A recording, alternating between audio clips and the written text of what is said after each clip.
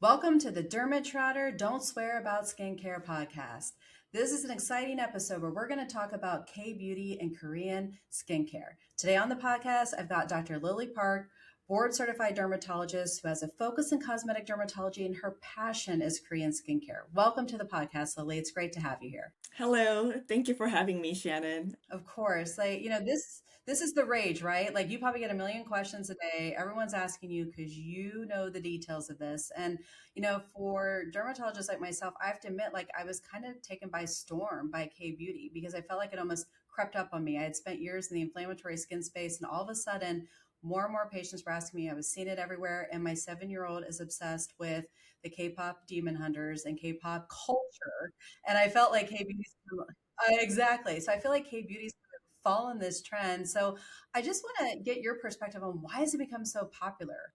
Korean skincare is so special to me because I grew up in South Korea. Although I was born in Chicago, I grew up in Korea between the age of 4 to 18. And I came to America at the age of 18 when being Korean was uncool thing to do or uncool thing to be. And now K-beauty and K-pop culture has just taken over the world in the United States. So first, Korean skincare, the important aspect that we should know is the cultural mindset of daily self-care. Self-care is viewed less as a vanity, but as a self-maintenance. When Koreans see celebrities with beautiful skin, and we often praise them for their effort and endeavor and time spent on their self-care or skincare routines or their time spent going to dermatologist. And they strongly emphasize on prevention rather than putting on strong makeup to cover up their blemishes, which is actually a hard thing to do, which means that you have to do a few little steps every day to care for your skin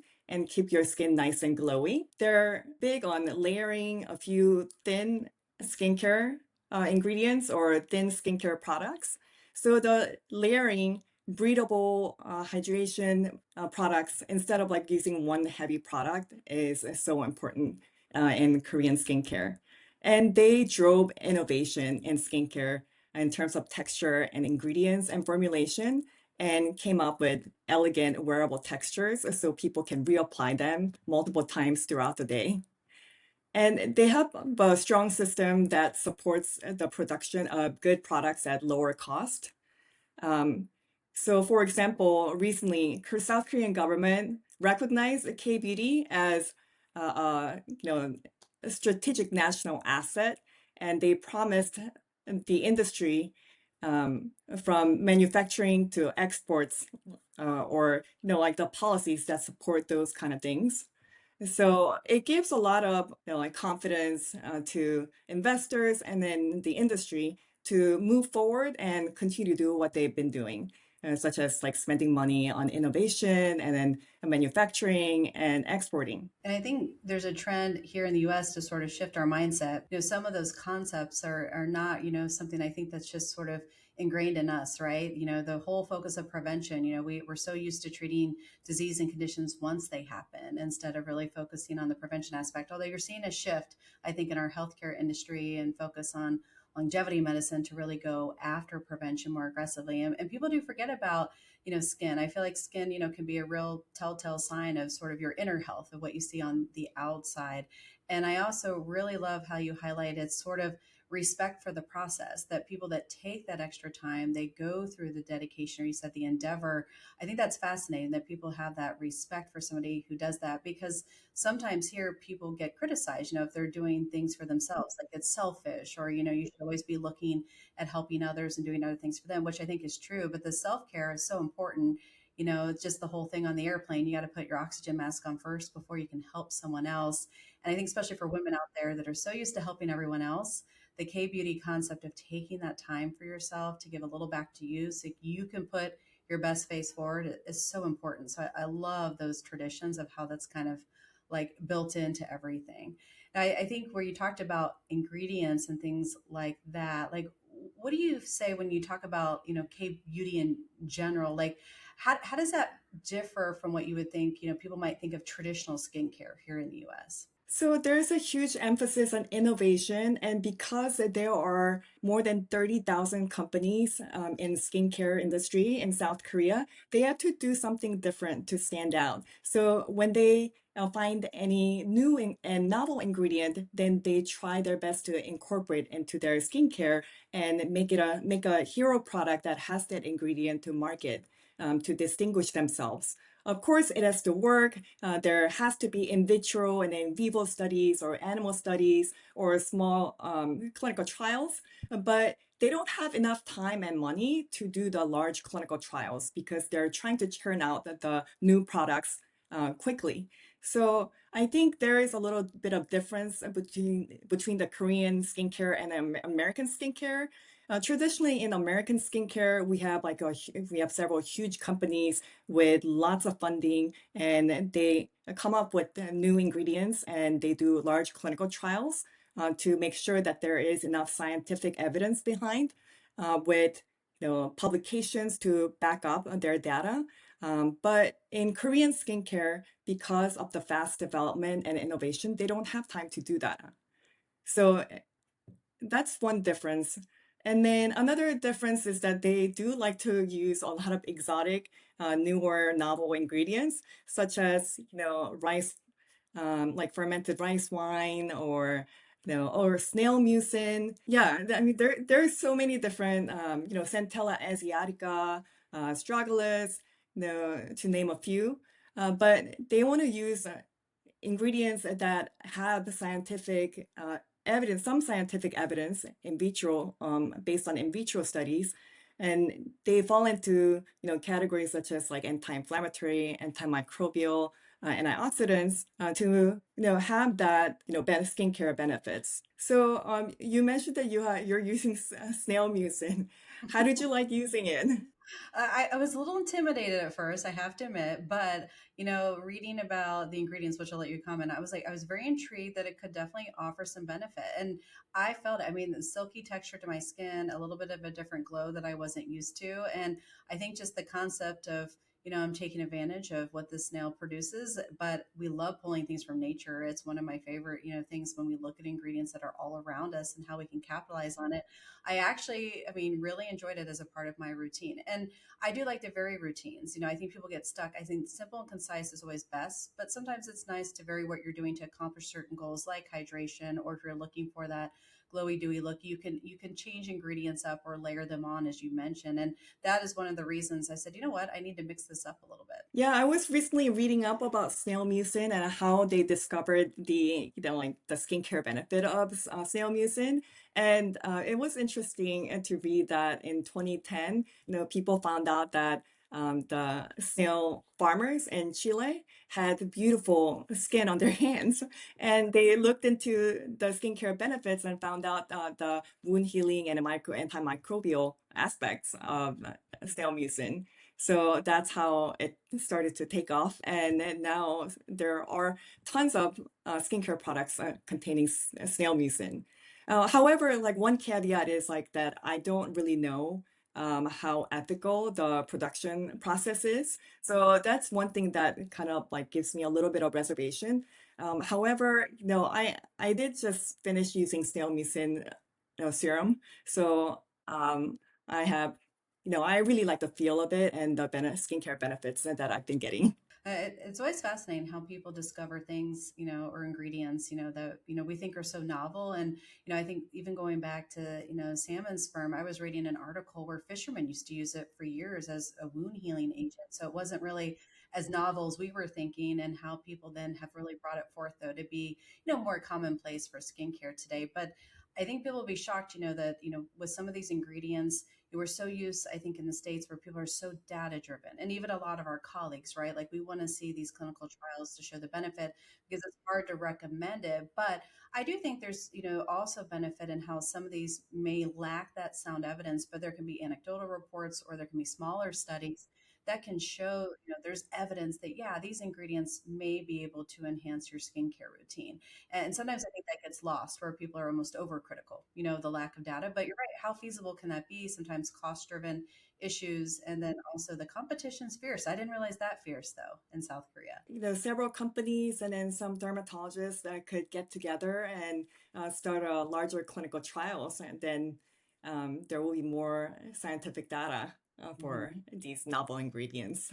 I think that we have room for collaboration. And we talked about ingredients. Any others that stick out to you that you kind of want to highlight for our listeners if they're looking at K beauty products that you think there might be any evidence to support, even if it's small? I know it may not be to the standard that we're always thinking of, but some suggestion that you feel like, yes, there could be benefits to these types of ingredients if they're looking at K beauty products. So there is a PDRN, like fizz these days, like people talk about PDRN all the time. It's a salmon sperm driven ingredient, and it's extracted, like purified DNA. And I don't know if I'm answering your exact question, but there is data on the injectables, but there is a lack of data on topical. I think the reason is because the molecules are kind of big, and it does create the nice, like filmy texture on top of your skin, and may have that benefit of collagen production, but it may not have enough evidence, or it may not have the right same benefit as the injectable PDRNs. Did you know that in Korea, like PDRNs or the ribonucleotides are used as injectables? So in America, it's not approved by FDA because of the regulatory issues, and then because it's hard to standardize the production. In Korea, it's a pretty commonplace in many dermatology offices to use the ribonucleotides as an injectable agent. And the patients swear that works for their skin. I'm sorry, what was your question again? It was about, other ingredients that you feel like maybe there is some data to support the use, or you're like, there's not much out there, but maybe you do feel like there is a potential clinical benefit. Because I think that's what a lot of people are looking at the list and they're like, is this really worth it? Does this make a difference for me? Yeah, so centella asiatica, it has been used in many toners. It's got anti-inflammatory and then it's very soothing. And then also recently I've looked at astragalus, which is another botanical ingredient that also has anti-inflammatory and antioxidant. There is a huge potential for astragalus to in the skincare field. Other ingredients, exosomes, although it's already popular, and then there are already are a lot of skincare ingredients containing exosomes. Exosomes are also available as injectables in South Korea, but not in the United States for the same reason I mentioned for PDRNs. I think there's a huge potential in exosome-derived or exosome-based skincare products in the United States. Now, besides anti-aging, I think it goes along with the anti-aging benefits, but I have to have you touch upon sunscreens because I feel like that's where a lot of people are now looking at the advantages of K beauty and potential filters and how they might differ than what we can get here at home. And a lot of people might argue they're better at broad spectrum coverage than what we might even have available here in the States. What do you think about, the K beauty sunscreen products? What makes them unique or different from what we can buy here? So, sunscreen is the most important aspect or difference. Actually, Korean sunscreen is my favorite thing to talk about. And it's because there are different UV filters that are allowed in Korea.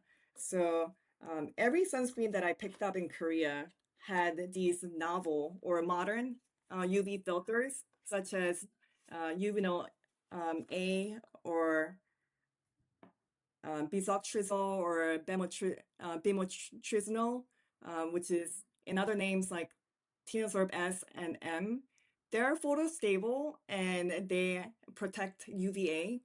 Have you heard of PA rating, like PA plus plus plus plus? So in like 20, 30 years ago, I've seen like PA plus plus. Now it's PA plus plus plus plus, like on all of sunscreens. So that means that it covers UVA. It's got a robust UVA, and the UVA is the culprit for like brown spots. There's some other reason why Korean sunscreens are superior.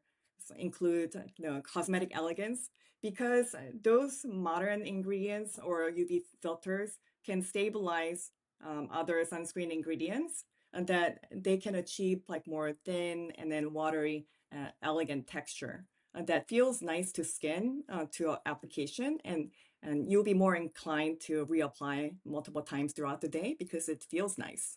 Oftentimes, like they like to add some other actives like niacinamides or like rice water to make more soothing products or make products that does two things in one.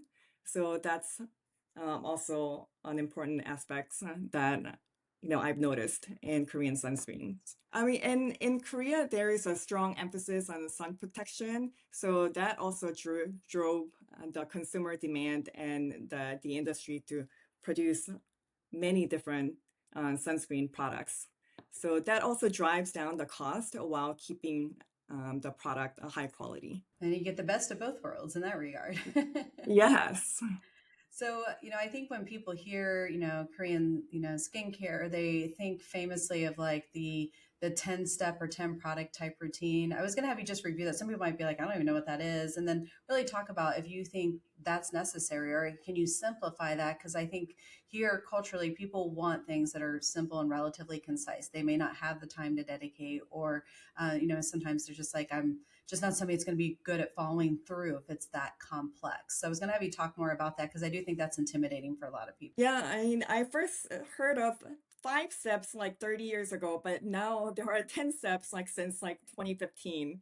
I think it's market driven, um, but there is some truth and some evidence to it too, because you want to apply multiple thin products to protect and then prevent your skin from getting those like barrier stripped.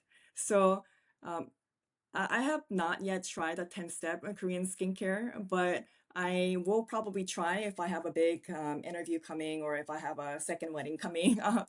I'm just kidding. Yeah, so no, no, no, but even in Korea, people only do the 10-step Korean skincare for weeks on end if they have a major event or if they have like, major like damage or, skin barrier issue.